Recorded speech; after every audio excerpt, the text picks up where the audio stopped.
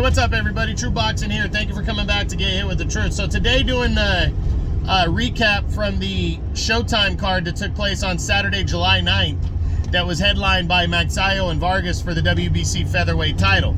We're gonna get into the undercard fights first, starting with this Showtime had a pre-fight, or actually on their YouTube channel had a pre-fight that featured Rashidi Ellis, welterweight contender, on the rise and making his PBC debut. He got a first round knockout win over some unknown guy, but you know, good debut, getting a first round TKO. Now the triple header that took place on Showtime, the first one that opened the telecast, was undefeated lightweight contender on the rise Frank Martin stepping it up, taking on replacement opponent Jackson Mariñez. Now Mariñez is a guy that you know, should have got the victory over Rolando Romero and a couple years back, and he ran into Richard Comey last year and got his ass whipped. So rolling into this one, it was a fight that actually took place at 140. It was going to be a big test for Martin to see where he stands and how good he is. And he went in there and really dominated the action. I think Derek James is his promoter. I mean, his trainer, the same one that trains Errol Spence Jr. and the Charlo brothers. And you know, this was an impressive performance right here out of Frank Martin. He really broke down in a close fight with Mariñez. Mariñez was in the fight. Martin early on was in control, and then Mariñez closed the gap heading into like round 7 and 8. But Martin just kept his foot on the gas pedal. He went after it in the 10th round, and he ended up stopping Mariñez in the 10th and final round. So that was pretty impressive. I was really impressed with the performance that Mariñez brought to the table in this fight. I mean, Martin brought.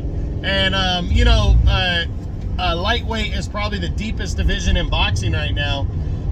So definitely not worthy of a top 10 spot because of it, but definitely inching closer and closer. So congratulations to Frank Martin. A nice debut. It was my first time watching him fight. A nice day, you know, opener of the telecast, and I was pretty impressed. But the co-feature was a big one. It saw Brandon Figueroa making his official featherweight debut against Carlos Castro, who is returning to featherweight. And this ended up, you know, being a very good scrap the first couple rounds. You know, Figueroa he just is relentless. He does not stop coming forward. That's the thing. You got to learn how to use your angles like Stephen Fulton did, and then you still can barely stay away from the guy. But Carlos Castro was doing well, landing good shots early and good counter shots. And then Brandon Figueroa hurt him, you know, and almost finished him early on. Castro found himself, and they continued to go at it, but he could not avoid getting on the ropes. And when he did, Figueroa just took advantage of him. And in the 6th round, he jumped on him again, started pounding on him, and the referee jumped in the way and stopped it. I personally felt like it was an early stoppage, but the fact that Castro didn't even contend the stoppage himself shows me that he really had his spirit taken from him by Figueroa, and the fight probably wouldn't have lasted very much longer, or he would have really been beat down. So this is a very good win. It was a WBC eliminator.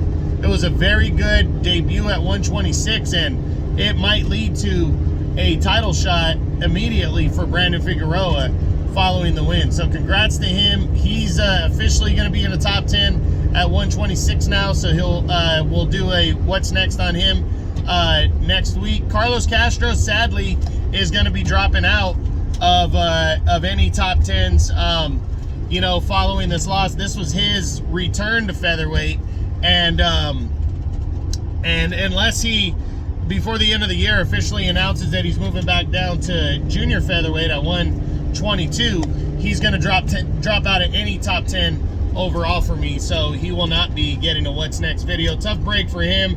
Not sure how he returns. I think he's a very good fighter. He's just not a top 10 guy right now. following that loss. So we'll see. But the main event, Mark Magsayo, Filipino champion who upset Gary Russell Jr., making his first defense in a mandatory effort against Ray Vargas, the undefeated former champ at 122. This was a very good fight, but it played out the way I predicted it to play out to some extent. It was closer than I thought it was going to be, but that was Ray Vargas's fault. Ray Vargas decided to go in there and mix it up when he had the height and reach advantage and is the superior boxer. He decided to mix it up with Magsayo to make a statement, and it almost cost him because he got put down later in the fight, and he was getting tagged and hit with some really good, clean shots because he stayed in harm's way. If he would have just boxed from the outside and worked, he probably would have walked away with a clean decision. But you know what? I applaud a guy taking risk, but this was too big of a risk, and it kind of goes to show you that him and Brandon Figueroa is going to be a difficult fight for Vargas if he fights this way. You know, because Figueroa is tough to avoid across the board, and Magsayo is just a smaller guy. So I think that was the advantage that Vargas had in this one that led to the split decision victory that he earned. But it was a very good fight. They mixed it up. It was fun to watch. But Ray Vargas is now a 2-division champ. He's the undefeated WBC champion with that win. We'll definitely be doing a what's next on both guys heading into, you know, our next week. Magsayo's got nothing to hang his head about. He fought his ass off, and he deserves credit for that. So good performance, and it was a very good Showtime card that took place on Saturday, July 9th. I hope you guys enjoyed this one. This was the Showtime recap from July 9th. This is True Boxing. You've been hit with the truth.